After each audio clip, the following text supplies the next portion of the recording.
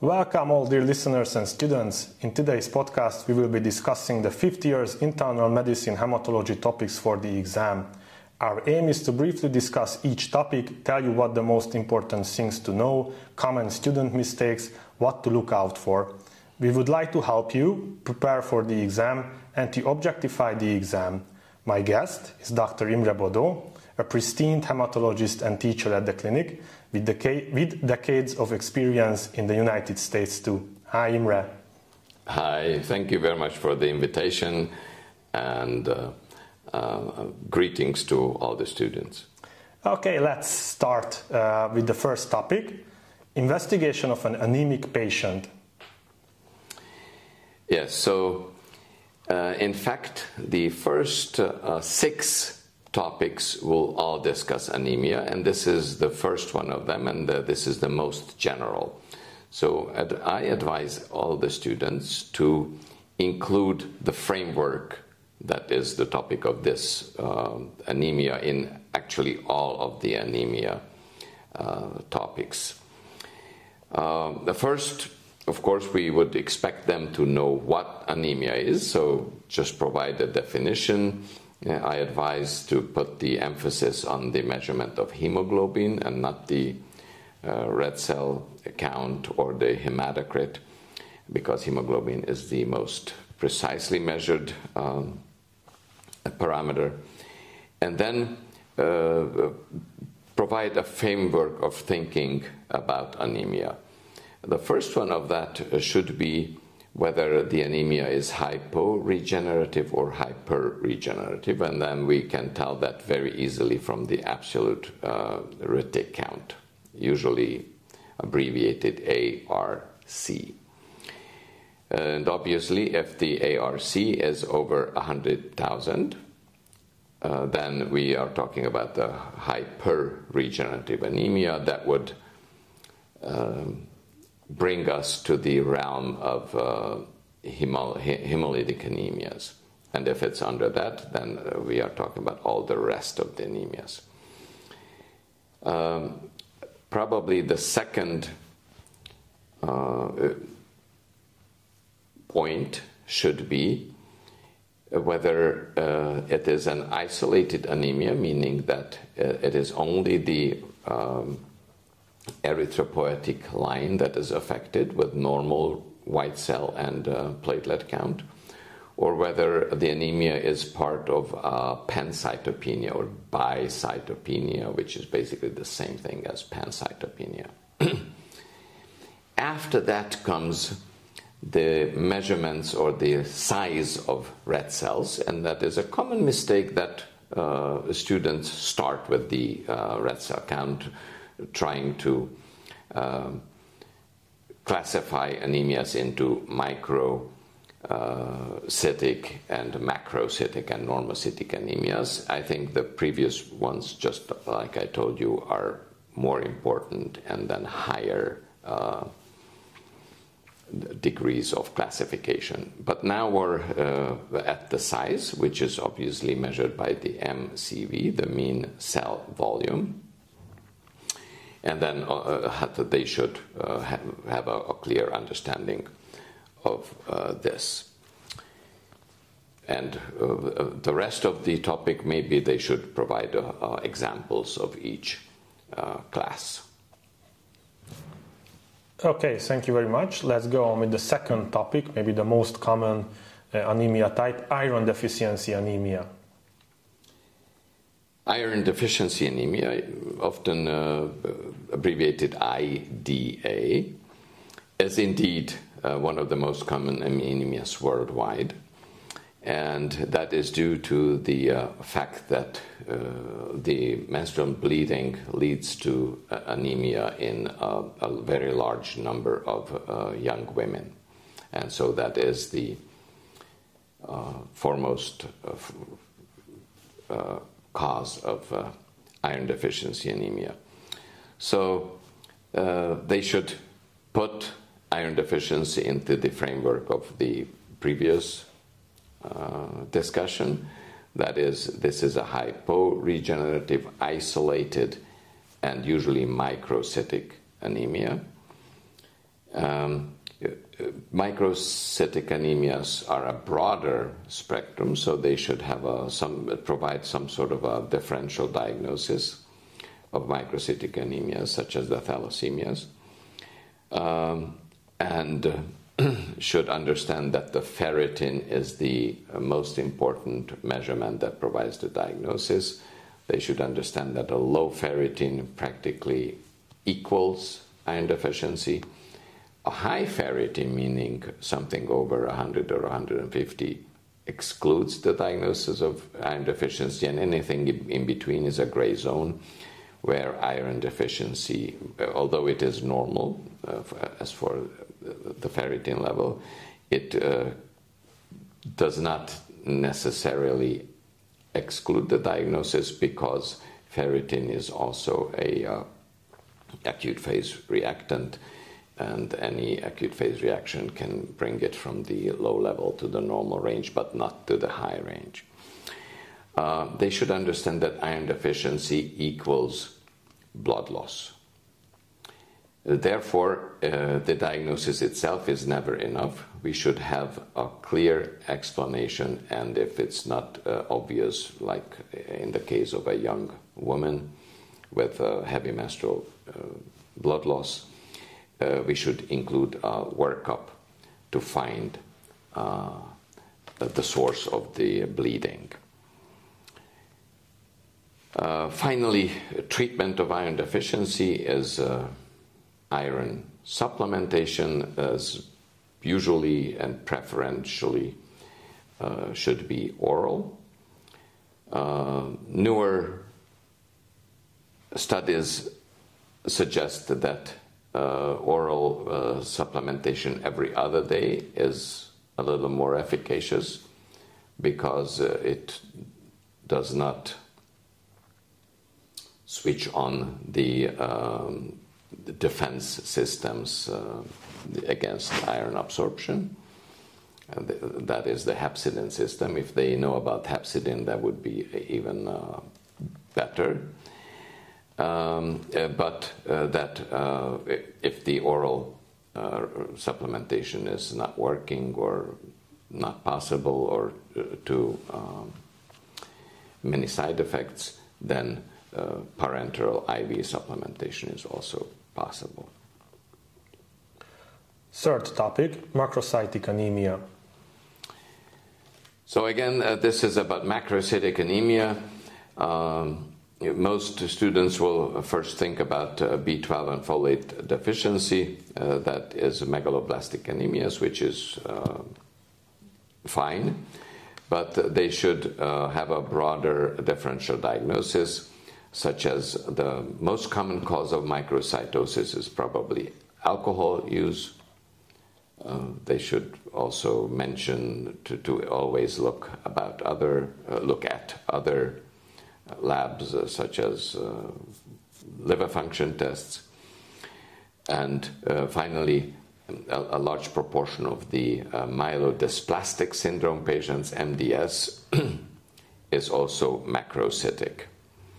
They should understand that any of these macrocytic anemias could be isolated anemia, or could also be as part of a pancytopenia. That is true for the B12 and folate deficiency also. And obviously all these anemias are hyporegenerative. And if they also understand that reticulocytes are larger than the normal red cells, therefore a high reticulocyte count can also bring up the MCV. Therefore, the hemolytic anemias often come with a macrocytic anemia. That is even better. Therefore, that hence the suggestion that you always start with the retic count.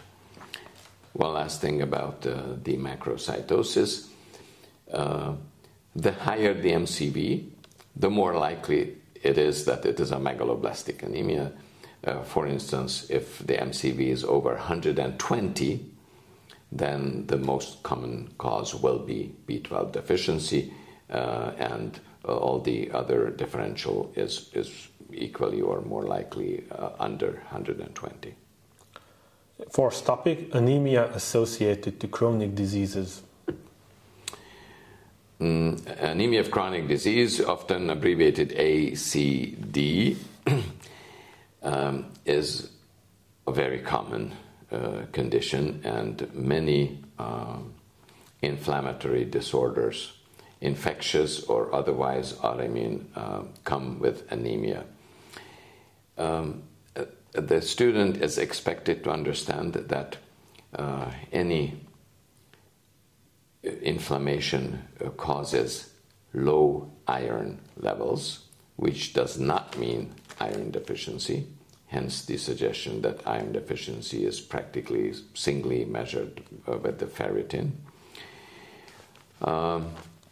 Perhaps because lowering iron is some sort of a defense system against bacteria. That's a theory often communicated. They should understand that most anemias of chronic disease are normocytic, but not always. They can also be slightly microcytic, which does not exclude the diagnosis. And know something about the hepcidin system that blocks iron incorporation into the hemoglobin, and hence the anemia. And finally, provide a wide array of disorders that will cause anemia of chronic disease. Okay, fifth topic, hemolytic anemia. Hemolytic anemias is a favorite topic of mine. First, I expect the students to know the 4 lab values, lab measurements that prove hemolysis in the first place, any type of hemolysis. That is the LDH, the retic count. Perhaps we should start with the retic count, the LDH, the lowering of the haptoglobin, and the indirect hyperbilirubinemia. So hemolytic anemias are classified into intracorpuscular and extracorpuscular hemolysis. Whether, depending on whether the cause is inside the red cell or something attacking the red cell from the outside. Most of the intracorpuscular hemolytic anemias are hereditary, and so they should have a list of all these hereditary defects that can cause hemolytic anemias.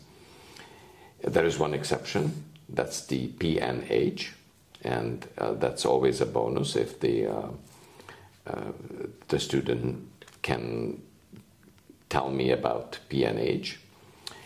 And then the most common type of extracorpuscular hemolytic anemias is immune hemolysis. That is the most common hemolytic anemia that we will encounter in real life. The Coombs reaction is positive in all the immune hemolytic anemias, and it's negative in all others. And then they should know something about the mechanical hemolysis, and there are several different types of that, including the MAHA, the microangiopathic hemolytic anemias, that also we expect them to have a knowledge and an explanation of. Sixth topic, aplastic anemia. Aplastic anemia is a rare type of anemia, is one of the bone marrow deficiencies. They should understand that aplastic anemia is practically always pancytopenia. It's not only anemia. They should understand the reason. The reason is an immunological, usually a T-cell attack on the stem cell compartment. So this is basically a stem cell deficiency. They should know that we classify them into severe aplastic anemia or non-severe, depending on the neutrophil count or the degree of neutropenia.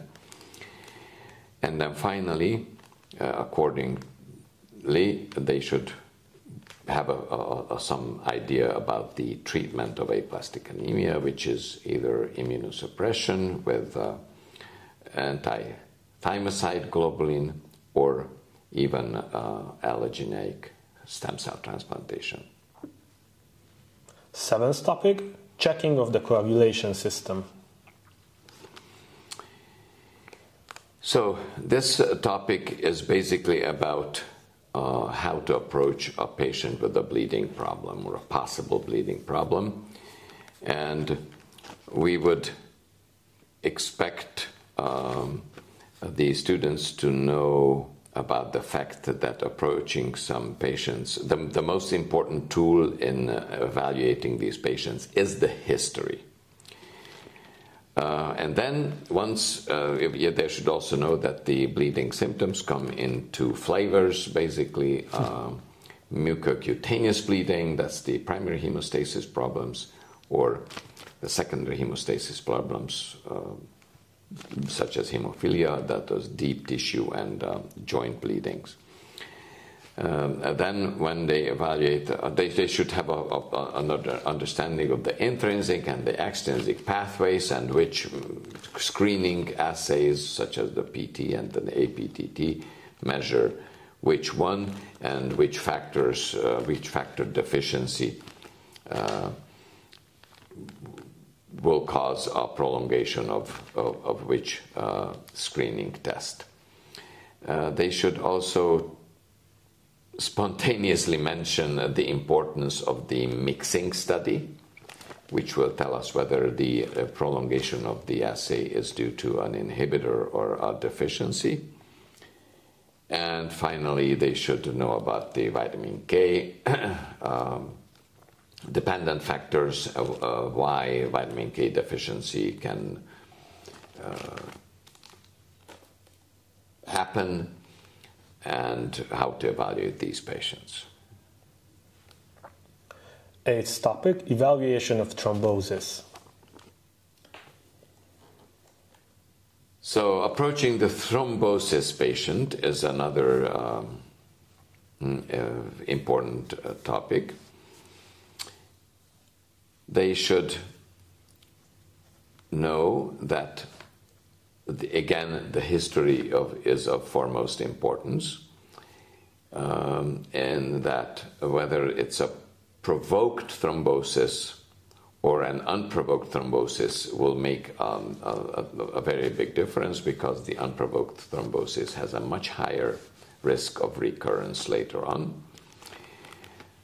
They should have an idea about the degree of the recurrence or the risk of the recurrence event, which is about or over 40% for men and almost 30% for women. If they know about the difference between men and women, that's also nice.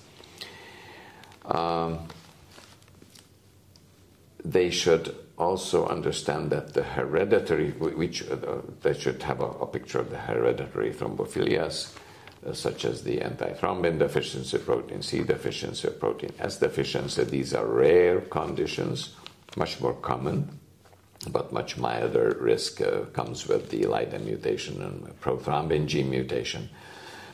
But they should understand that the role of these hereditary thrombophilias is very limited in real life clinical decision making, because the history, whether it's a provoked or unprovoked, or whether it's a distal or proximal thrombosis, basically determines our treatment strategy. They should also understand that the acquired hemophilias are much more important, be it the antiphospholipid antibodies. The antiphospholipid antibodies will be an independent topic later on, so I'm not talking anything about that, but it could come up in this topic as well. And various acquired disorders that come with extremely high levels of thrombosis risk, and they should have a list of those disorders such as PNH, the heparin-induced thrombocytopenia, some of the myeloproliferative diseases, disseminated malignancy, IBD, that's the inflammatory bowel disorders, nephrotic syndrome, etc.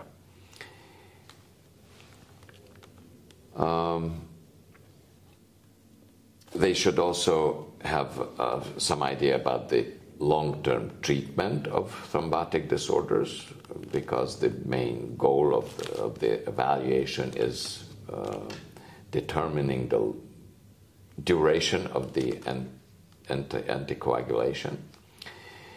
And they should know the difference between warfarin and the DOACs. And they should know that DOACs are usually preferred because of the much lower bleeding risk, and that for most patients with even a first unprovoked proximal thrombosis, long-term anticoagulation is probably preferred, usually with a lower dose after the acute phase. And finally, they should understand that there are certain conditions where warfarin still provides a better protection, and the main two categories of such conditions is the two most important categories are the prostatic heart valves and the antiphospholipid syndrome. Okay, ninth topic, acquired thrombophilias. We briefly touched on this in the previous topic.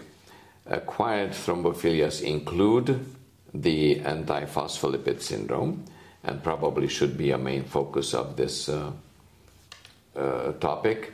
The student is expected to understand that the antiphospholipid syndrome has to stand on two legs. One is a laboratory evaluation, and the second is a clinical presentation. Without either one, we cannot talk about a syndrome. The clinical presentation could be venous or arterial thrombosis, or could be pregnancy toxicity. The laboratory evaluation the panel is of three different measurements. Two of them are serologic, ELISA measurements of the cardiolipin and the beta-2 glycoprotein 1.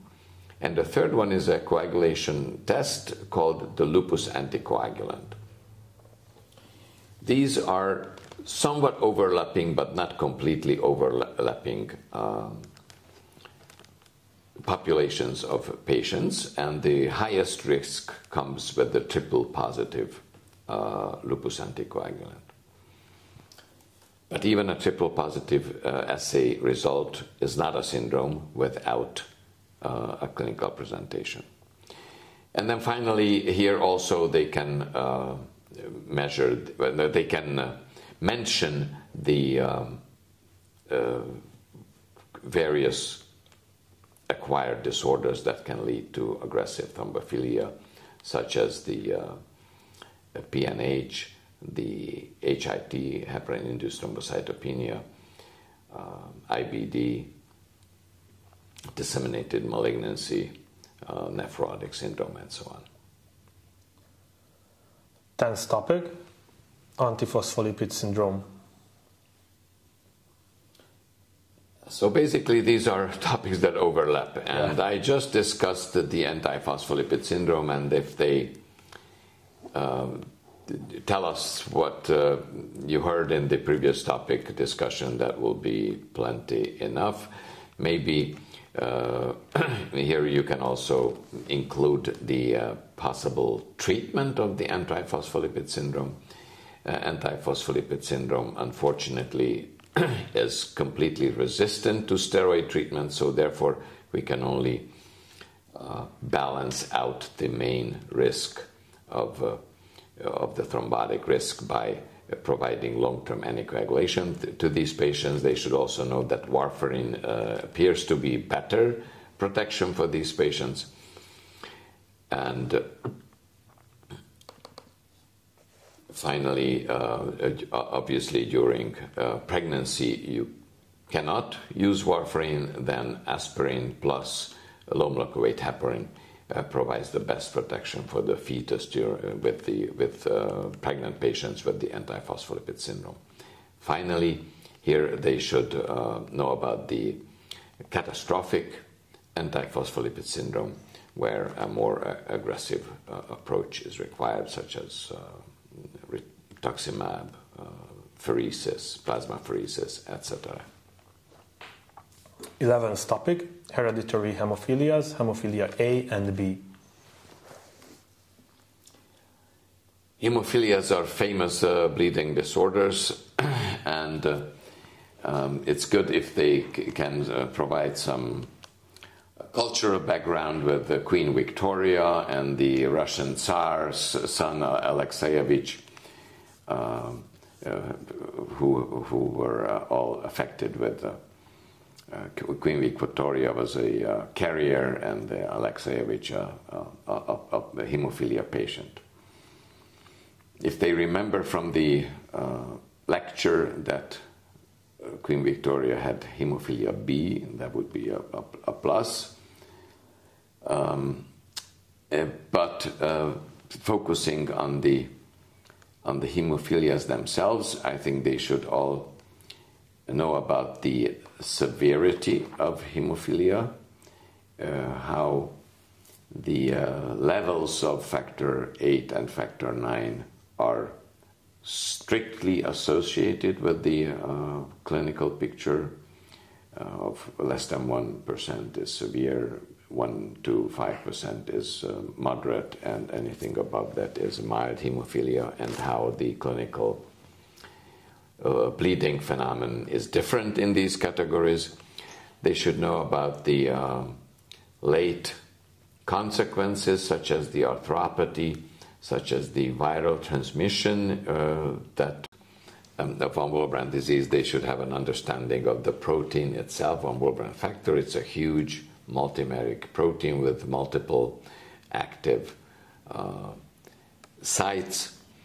The von Willebrand factor is the main adapter molecule between this injured subendothelium and the platelets. Therefore, it affects the primary hemostasis. And it is also a carrier of factor 8.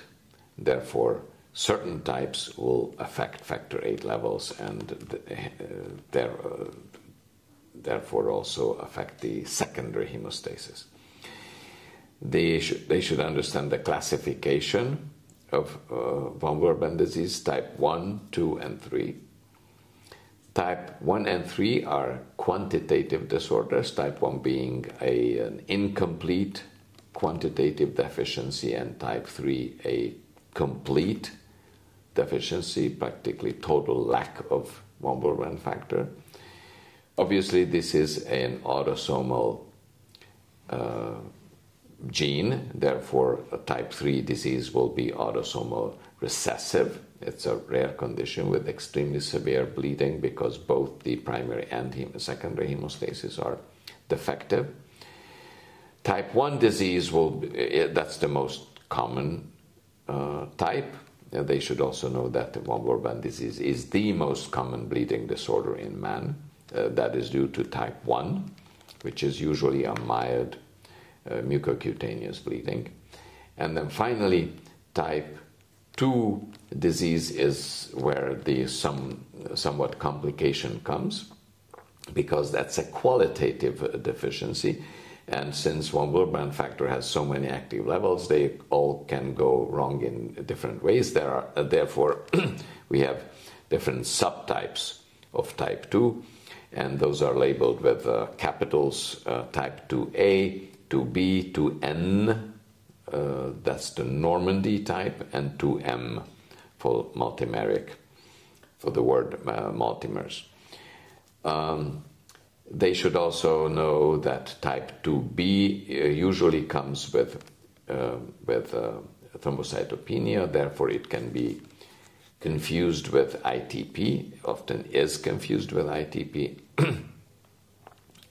Perhaps they should understand the concept of gain of function mutation, that which is the cause of type 2B. And finally, type 2N, that's the Normandy type, is where only the